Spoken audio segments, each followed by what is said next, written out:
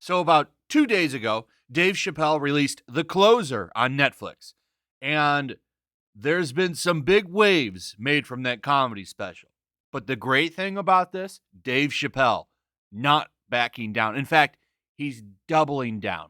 Netflix has not come out and said a word. In fact, they've remained silent, which is what you should do in these situations. Don't come out, don't apologize, don't make statements, don't do anything. Now, what I like about this story is that people are actually uniting with Dave. Most people have Dave's back on this, and this is good. This is good. The woke crowd is a rot to society.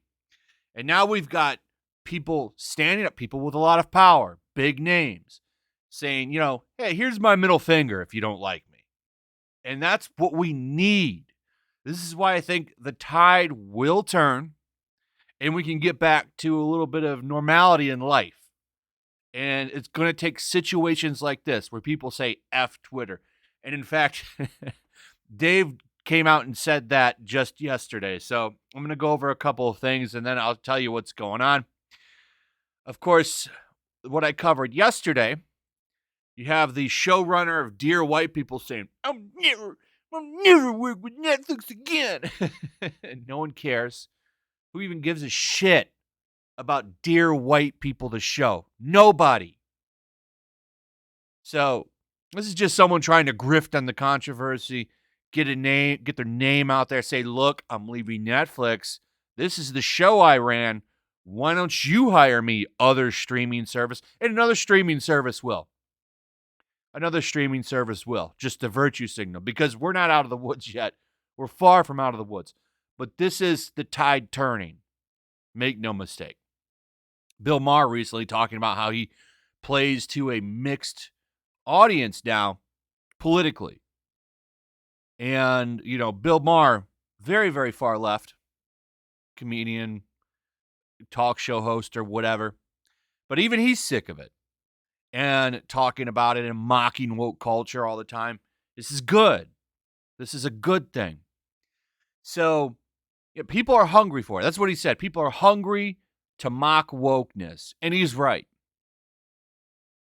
So here's another person that works at Netflix, says that she is not offended. And then she goes on to write this long thread and to tell you that she's not offended by Dave Chappelle. Not offended at all. There it ends. So here's the funny story. So Dave did some kind of event called Hollywood Bowl. And like Brad Pitt was there, Stevie Wonder. There was a lot of big names there. And here was the big talk of the town. Fuck Twitter. And Dave said, if this is what being canceled is, I love it. He got a standing ovation. And I think that's amazing. Big names there. Like, I think people are really sick of this shit. And it's starting to show. So check this out. Let's go over the story here. Is Untitled Dave Chappelle documentary plus special live performances. So this was some big event that Dave Chappelle put on. If this is what being canceled is about, I love it, said Dave Chappelle tonight to a cheering and sold-out Hollywood Bowl. Tonight after a screening of his documentary about the comic summer camp he put on last year in his Ohio hometown.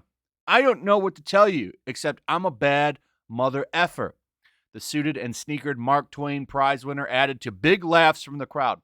While cancel culture took a bruising in a number of comments from Chappelle and others in what was a clear victory lap for the comedian on Thursday, so the celebrating man himself was not in the mood to really get in a brawl with anyone, critics or otherwise. This is the kindness conspiracy, Chappelle told the more than 18,000 strong. Taking aim at corporations and the government in some very brief remarks, the man raised by an academic activist also told his City of Angel fans that part of the street solution to what he sees ailing America is we have to trust one another. though it must be acknowledged, Chappelle did at one point, almost as an aside while pacing the Mammoth stage, fuck Twitter, which got a big roar from the social media cutoff crowd.